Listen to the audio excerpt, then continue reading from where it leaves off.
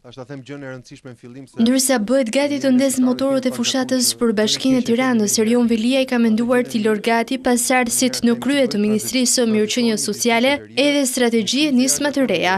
Në shtëpinë e foshnjës Hana Deruzafa i prezantoi strategjinë kombëtare të mbrojtjes sociale. Kemi një hartë që nuk i ngjan një lojë me pasqyra, por që është një hartë shumë e qartë se ku duam eksaktësisht shkojmë. Çfarë duam që të bëjmë me institucionet rezidenciale? Si duam që të trajtojmë familjet që do marrin fëmijët nga institucionet rezidenciale?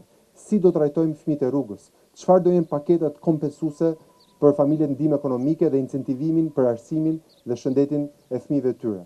Ndërsa dokumenti i politikave të përfshirjes sociale do të influencojnë në pushtetin vendor qendror për akses të barabartë të gjithë target grupeve në shërbimet publike, ndërsa shqiptarët po largohen nga Shqipëria për të kërkuar azil politik në vendet e BE-s dhe kryesisht në Gjermani, Ministri Velia i tha se gjatë këtyre 2 viteve reformat e bëra kanë qenë në favor të politikave sociale, me dyfishim të ndihmës sociale për familjet në nevojë, ku 78% e rasteve merret nga gruaja e familjes.